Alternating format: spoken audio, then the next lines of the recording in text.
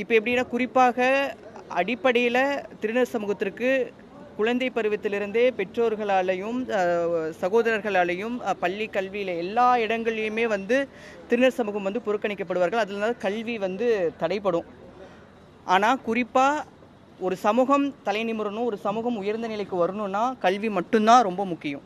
இந்த கல்வி இருந்ததுன்னா நிச்சயம் அவங்க அந்த சமூகம் உயர்ந்த நிலைக்கு வரும் என்ற ஒரு ஒற்றை கொள்கையோடு நம்மளுடைய முதல்வர் அவர்கள் வந்து திருநர் சமூகத்திற்கு பல்வேறு கல்வியில் வந்து மாற்றங்களை கொண்டு வந்துட்டு இருக்கிறார்.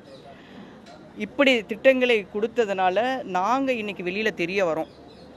குறிப்பாக எல்லா திட்டங்கள்லையுமே வந்து எங்களை இன்க்ளூட் பண்ணுறது, எல்லோருக்கும் எல்லாம்னா ஏதோ வெறுமனமாக ஏதோ இல்லாமல் திருநர் சமூகம் உள்ளடக்கியே தான் எல்லோரும் எல்லாம் அப்படிங்கிறத வந்து அவர் அறிவிச்சிருக்கிறது மிகப்பெரிய வரவேற்கக்கூடிய விஷயம்.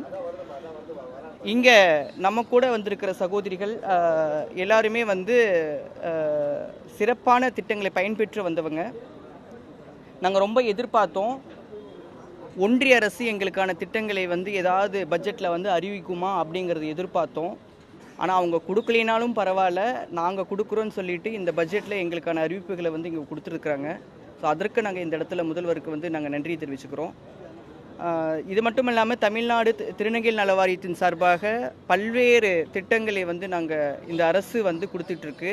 வீடு இல்லாதவருக்கு வீடு, குடிசை மாற்று வாரியத்தின் மூலியமாக வீடு கொடுக்கறதாக இருக்கட்டும், அவங்களுக்கு ஐடி கார்டு பேஸ் பண்ணி கொடுக்கறதாக இருக்கட்டும், இலவச வீட்டுமனை பட்டாக்களாக இருக்கட்டும், சுயதொழில் செய்யக்கூடியவர்களுக்கு மானியத்தினுடைய கடன் உதவியாக இருக்கட்டும், இப்படி தொடர்ந்து எல்லா விஷயங்களையும் இந்த அரசு எங்களுக்காக துணை நின்று கொண்டே இருக்கிறது. இந்த வாய்ப்பு வந்து எம்மை போன்ற இருக்கக்கூடிய விளிம்புநிலை சமூகத்திற்கு மிகப்பெரிய ஒரு உத்வேகத்தையும் மகிழ்ச்சியும் தருகிறது. அதனால் இந்த அரசுக்கு நன்றி தெரிவிக்கும் விதமாக இன்று மாண்புமிகு முதல்வர் அவர்களை சந்தித்து வாழ்த்துக்களை கூறிக்கொண்டு இப்போ உங்களிடம் நாங்கள் சந்தித்து இந்த விஷயத்தை பகிர்ந்து கொண்டிருக்கிறோம். பிளே ஸ்டோர் மற்றும் ஆப் ஸ்டோரில் இருந்து பாலிமர் செயலியை QR கோடு மூலம் பதிவிறக்கம் செய்யுங்கள். செய்திகளை உடனுக்குடன் பெறுங்கள்.